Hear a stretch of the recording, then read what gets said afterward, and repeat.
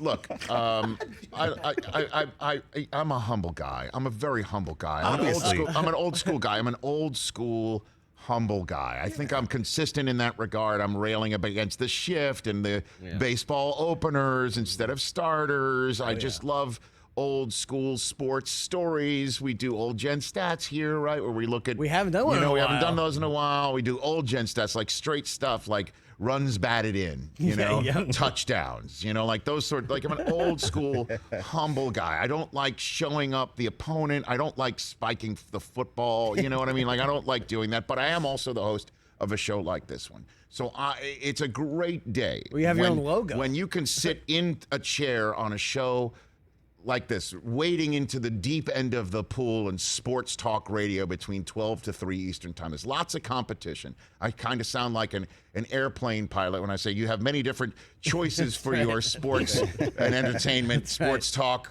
viewing and listening. Thank you for choosing this. Thank you for being on air, Rich Eisen Show. We appreciate that. So that said, when I can sit in this chair and say the 4 magic words that every host of a show similar to this one loves to say and get to say them. It's a great day. And here are those 4 words. Here we go. I told you so. I told you so. I told you so. Hold on. I told you so. I told you so. I told you so. What did I tell you? In case you're wondering, what did I tell you? Here's what I told you. I told you Case Keenum was going to play well. I told you Case Keenum was built to play well in games like this one, despite the so-called best weapons at the offensive disposal in Cleveland being available to him and for him. I told you that he knows the system. I told you that he knows the coach and vice versa. Back in the day in Minnesota, I told you he was built to be ready for a game like this one on a short week that Cleveland desperately needed against another opponent that came in wounded and also on a losing streak of 3 in a row on the road. I told you. I told you also not to take the cheese that this isn't Baker Mayfield's team because Case Keenum performs well. I told you. And guess what happened last night? What I told you happened last night. Case Keenum came out and didn't make the mistakes. And what he did was lead the team down the field on an opening drive that hit the Broncos in the mouth. And what he did was hand it off to D'Ernest Johnson. A very it's interesting that you can't spell D'Ernest Johnson without Ernest, because that kid runs the ball earnestly when you see it. And he had an opportunity last night too. 22 rushes, a $146 and a score. And he's the one who punched it in. He's the one who punched it in to start the game. And even with all of that going in their favor in the first half, it was just 10-0 going into halftime because of a missed field goal. And who got the ball first? But Denver. And what did Denver do? Nice adjustments in the locker room, came out and went down the field and scored a touchdown. And it's a 3-point game. And this is when you're thinking, uh-oh. This is when you're thinking, uh-oh. What a great first half. It's about to change. But then Case Keenum and D'Ernest Johnson went to work again with the rest of other mates, of course. Jarvis Landry and Odell banged up, making plays too.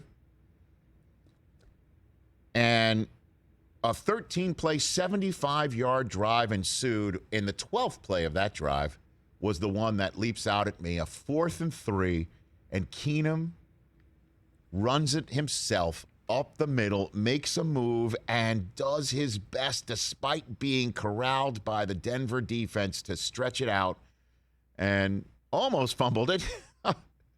But got the first down, then threw a touchdown pass, 17-7 response. I told you so. Don't take the cheese that this isn't Baker Mayfield's team because of all this. Keenum is so likable. His post-game appearance on Thursday Night Football with Colleen Wolfe hosting and our next guest, Joe Thomas, sitting right between Colleen and Case Keenum. It was delightful. Delightful. When Colleen asked him, hey, you might get the next start. Are you going to be ready? And, it's one of those questions where, he's not going to say no. What is his response? Is, well, you don't have to be ready when you stay ready. And they were like, whoa. And he Costanza walked off in the state of Ohio. And he didn't have to come back because that was actually the best line. He didn't have to do the jerk store line. They're running out of you. And so, it was the boop, mic drop, see ya, out. And he even gave a little bit of a move with his fingers like, oh, I'm out. He was just, it's contagious. He's happy. It's great. But this is Baker's team. That's the way it goes in the NFL. And if he can come back and be healthy, Baker will come back. And this is the offense that does very well. Line it up, old school, hit you in the mouth, come downhill. And in the same way that Baker sat there and watched his understudy perform well, and that should no doubt light a fire, I bet you the same things for Nick Chubb, right? And Kareem Hunt when they come back. Because here's DeErnest Johnson. What a great story this is.